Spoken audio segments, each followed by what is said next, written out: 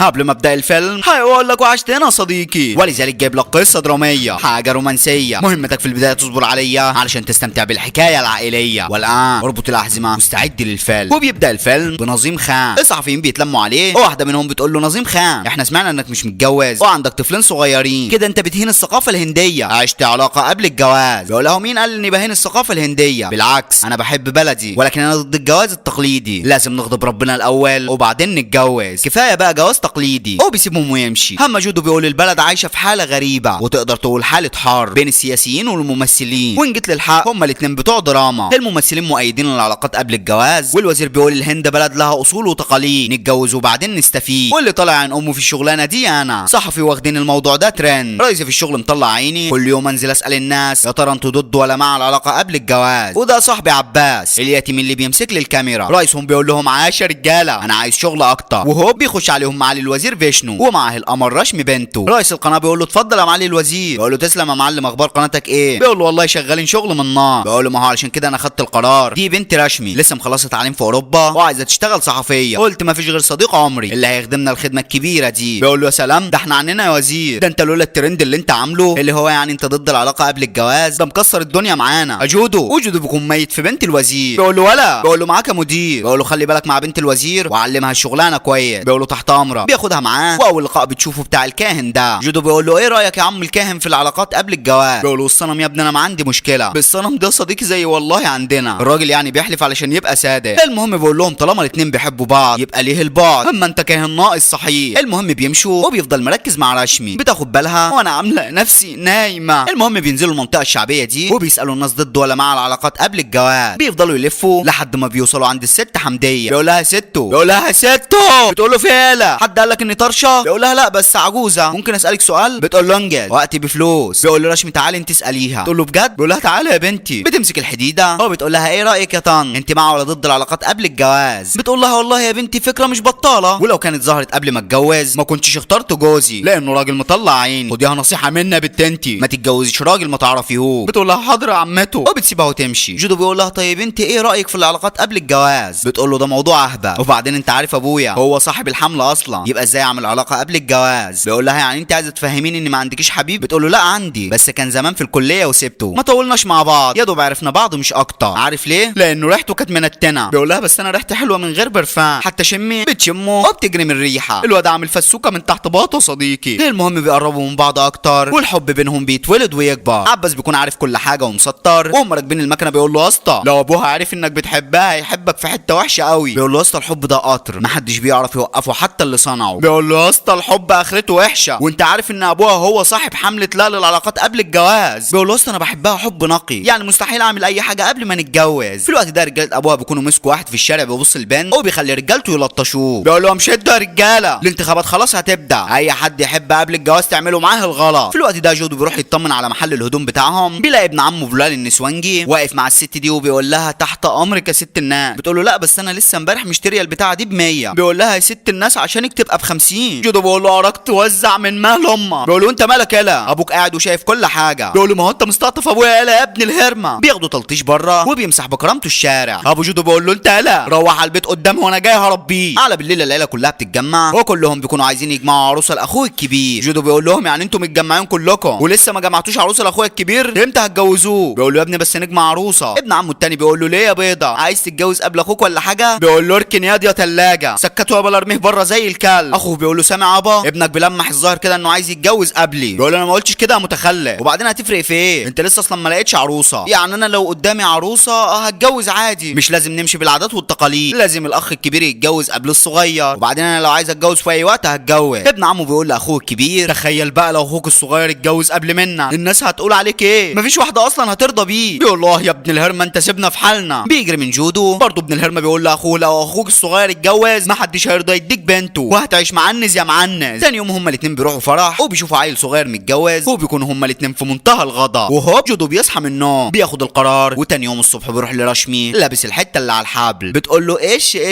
ايه الحلاوه دي يالا؟ ايه بقى الموضوع اللي جبتني على ملا وشي علشانه؟ بيخرج الخاتم ده وبينزل على ركبته. بتقول له قوم يالا ايه الهبل ده؟ بيقول لها هبل مين؟ انا بطلب منك الجواز، يعني انت طول الفتره اللي فاتت ما حبيتنيش كنت بتلعبي بمشاعري؟ بتقول له لا طبعا بس الحب حاجه والجواز ده حاجه تانية خالص، وانا بصراحه مش مستعده للجواز الفتره الفتره دي؟ بيقول لها ليه ان شاء الله، ايه اللي شغلك؟ بتقول له يعني شغلي. بيقول لها على فكره احنا الاثنين في نفس الشغل وانا هتجوز عادي جدا. بتقول له يا عم بوس ايديك احنا لسه ما عرفناش بعض كويس. بيقول لها ازاي؟ امال طول الفتره اللي فاتت كنا بنعمل ايه؟ بتقول له يعني ما هو ما ينفعش.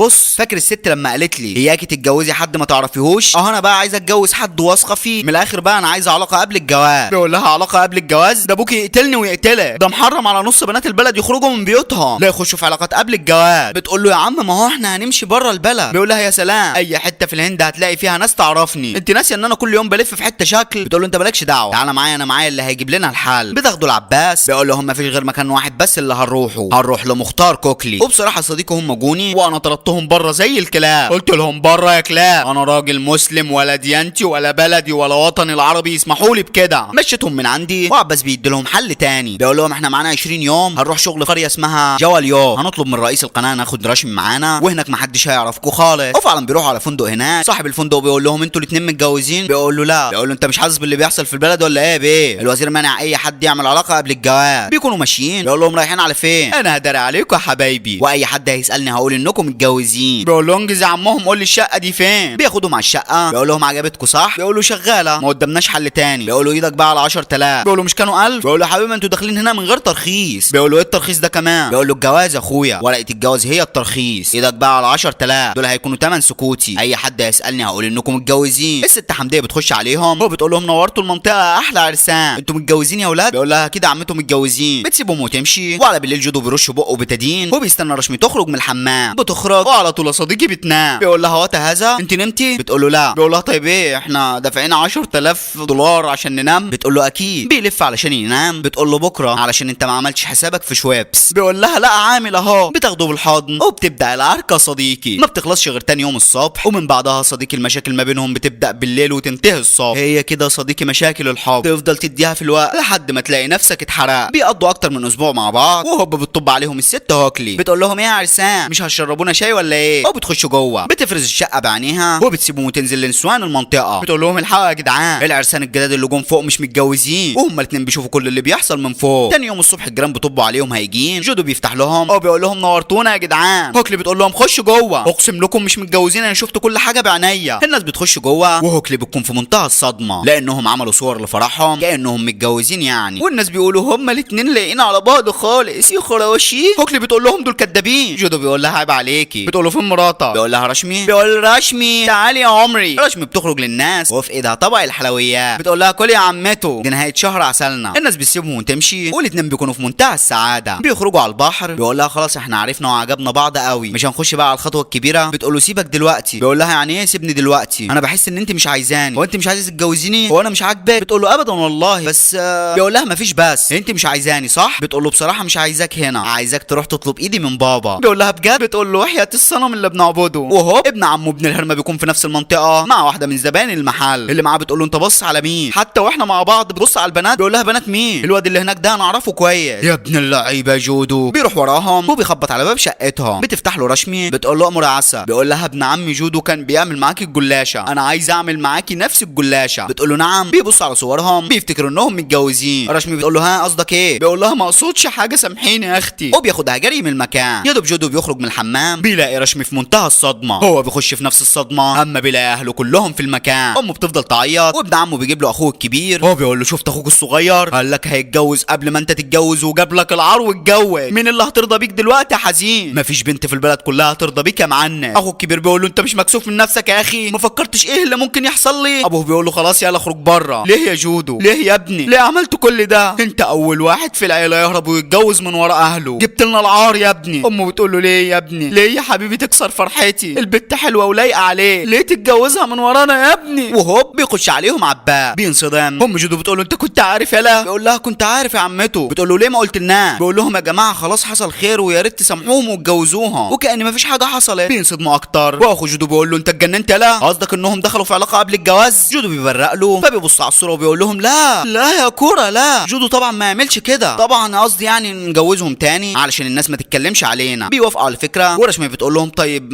مش تعرفوا مين ابويا الاول؟ بيقولوا لها مين؟ بتقول لهم الوزير. والوزير بيكون في منتهى الصدمه اما بيعرف ان بنته اتجوزت من وراه. اخوه بيقول له هنعمل ايه؟ الناس هتقول بنت الوزير اتجوزت من ورا ابوها. بيقول له اخلص يا اخي احنا هنجوزهم تاني كانهم ما اتجوزوش خالص والموضوع هيعدي عادي. بيقول له يعني انت مشيت قمت تخلص عليهم علشان اللي عملوه فيك. البت هربت واتجوزت. بيقولوا نحمد ربنا انها اتجوزت، ما راحتش عاشت علاقه غير شرعيه. جودو بيقول له معلش يا عمي، وايه يعني هتفرق لو كنا في علاقه قبل الجواز؟ بيروح له هو بيقول له ساعتها انت واهلك وعيلتي وبنتي هتكونوا متقطعين ومرميين في الميه للسما. بينصدم وفعلا بيعمل لهم فرح، والاتنين بيكونوا في منتهى الحزن. بيخلص الفرح والاتنين بيخشوا اوضهم. تاني يوم الصبح رشمي بتقعد مبوزه، وام جودو بتقول لها في ايه يا بنتي؟ ليه زعلانه كده وكانه كان امبارح يوم جنازتك؟ بتقول لها مفيش يما، انت عارفه ان الموضوع. جودو بيقول لها لا مفيش يما، انت عارفه ان الوضع جديد عليها هنا وكده يعني، سيبيني انا هتكلم معاها. بتسيبهم. بيقول لها في ايه مالك؟ بتقول له اهلي ناس محترمين واهلك ناس محترمين، واحنا غشيناهم وعايشين مع بعض من غير جواز. هبوس ايدك اعمل اي حاجه علشان نتجوز رسمي. بيقول لها خلاص ما تعيطيش، النهارده هنتجوز رسمي. بياخدها على المعبد وهم ماشيين بتقول له نهارك اسود، في شباب هناك تبع ابويا ما لقيتش غير المعبد ده. بيقول لها 10 دقايق مش هيحصل حاجه، غطي وشك. بيخشوا على الكاهن بيخلص الطقوس وبيقول له يلا يا ابني حط نقطه حمراء على دماغ مراتك وبكده جوازتكم تمت. بترفع الطرحه، الكاهن بيلاقي النقطه محطوطه. بيقول له دي متجوزه. بيقول له ما حصل. بيصوت عليهم ورجاله ابوها بيحضروا في المكان، بيكتفوه في العمود ده. بيقول له رشمي اهربي بسرعه. بتهرب واهله بيحضروا في المكان. امه بتقول له ايه ده يا ابني؟ ابوه بيقول له انت اتجننت يالا في الجواز؟ عايز تتجوز تاني؟ بياخدوه على البيت وبيروح لابو رشمي. بيقول له معلش يا معالي الوزير على اللي حصل، ابني غلط وانا هربيه. بيروحوا له على البيت وجوده بيكون سرحان مع نفسه مش عارف هيتجوز رشمي ازاي. ابوه وعمه بيشوفوه مركز فينا صديقي، مركز مع الشغاله قدامه. عمه بيقول له نهار اسود، الواد مركز مع الشغاله، الحاول يروح يتجوزها. ابوه بيقول له مالك يا ابني، ايه اللي جرالك؟ انت لحقت تزهق من مراتك؟ ده انتوا مالكمش شهرين متجوزين. عمه بيقول له انا عارف ان ممكن الواحد يكون عايز يغير بس مش بعد شهرين يا ابني، مراتك حلوه وجميله ما فيهاش اي غلطه. بيغضب. هو بيقول لهم في ايه يا جدعان؟ انا هتكلم مع مين اصلا؟ عمركم ما هتفهموني. هو بيسيبهم ويمشي. بالليل عباس بيقول لهم انا عندي الحل، خديها يا رشمي وروحي عند المعبد بتاع ابوكي، هناك كل يوم بيجوز عرسان كتير ووسط العرسان دول محدش هيعرفكم خالص. وفعلا تاني يوم جودو بيقول لابوها انا رايح على معبد ابو رشمي هنصلي هناك ونرجع. وفعلا بيروحوا على هناك واللي على الباب بيقول له اسمك ايه يا عريس؟ عباس بيقول له حمدان. بيقول لهم دي هنا يا حمدان، يلا خد الرقم ده وخش على ترابيزه 37. وفعلا بيقعدوا وبتبدا مراسم الجواز. عباس بيكون في منتهى السعاده وهوب ابو رشمي بيخش علشان يبارك لكل عريس وعروسه. بيوصل عند جودو، الاتنين بيغطوا وشوشهم بسرعه. الوزير بيقول لهم الف مبروك يا عرايس، اسمك ايه يا عريس؟ بينسى الاسم اللي كتبه على الباب. الراجل بيستغرب بيقول له رامي يا عمي. بيقول لها وانت يا عروسه؟ بينصدم. جودو بيقول له مش هترد عليه لانها خرصه يا عمي. بيقول له خرصه ومفيش حد من اهلها جه معاها؟ بيقول له لا ما هي ملهاش ناس، مقطوعه من شجره. الكاهن بيقول له في اخوها هناك. بيندهوا عباس. عم رشمي بيقول له دي اختك الصغيره يالا؟ بيقول له يا اختي يا معالي الوزير. بيقول له ازاي اختك وانت مسلم يا عباس؟ ازاي جبتها تتجوز هنا؟ بيقول له يا عم مش اختي اب وام، انا لقيتها في الشارع زمان وقلت ربيها. اخوه بيقول له سيبك منهم يا معالي الوزير وتعالى نشوف العرسان التانيين. الوزير بيحس ان في حاجه غلط بتحصل فبيتصل بابو جودو. بيقول له هو جودو عندك؟ بيقول له لا راح المعبد يصلي. بيقول له من امتى؟ بيقول له من ساعه ولسه ما جاش. بيقول له الواد عباس هنا وبيقول ان اخته هتتجوز، انا متاكد ان في حاجه غلط بتحصل. وفعلا بيكونوا خلاص يخلصوا مراسم الجواز، ولكن الوزير بيقول لاخوه روح بسرعه على الماي وقول تعالى يا جودو. وفعلا بيروح على الماي وبيقول ولا يا جودو. جودو بيبص عليهم فالوزير بيروح يشيل من عليه الطربوش. بيقول له كنت عارف انك جاي تتجوز على بنتي وكمان جاي تتجوز عليها هنا؟ اه يا ابن الهرمه فين بنت انت قاله؟ انا هخلعها منك لان دي مش اول مره تعملها. وهوب عائله جودو بيحضروا في المكان. ابوه بيقول له يا ابني بتتجوز مين المره دي؟ بيقول له جاي يتجوز اخت عباس. ابوه بيقول له خلاص الواد ده مش ابني يا معالي الوزير، الواد اتصاب بمرض الجواز. رشمي بتقول لهم كفايه بقى خرافات وبتشيل الطرحه من عليها. الكل بيكون في منتهى الصدمه. رشمي بتقول له احنا ما اتجوزناش اولا عشان نتجوز تاني يا بابا، كتير حاولنا نفهمكم ولكن كنا خايفين منكم. جودو بيقول لهم بالظبط كل مره كنا بنروح نتجوز كنت بتقفش فيها وكانوا بيتهموني بالباطل. ابوها بيقول له يعني انتوا كنتوا في علاقه قبل الجواز؟ بتقول له انا يا بابا اللي كنت عايزه. بينصدم اكتر وجودو بيقول له يا عم احنا غلطانين ولكن طالبين السماح، ارجوكم جوزونا بقى. ابوها بيسامحهم واخيرا صديقي بيجوزوهم رسميا، بيعيشوا في تبات ونبات وما اعرفش بقى بيخلفوا صبيان وصبايات ولا لا. وهنا بينتهي الفيلم. ما تنساش صديقي تشترك في القناه وتفعل زر الجرس وتحط لايك لو الفيديو عجبك وتخش تاخد لفه في القناه، صدقني هتلاقي فيديوهات كتير هتعجبك. اشوفك الفيديو الجاي يا سلام.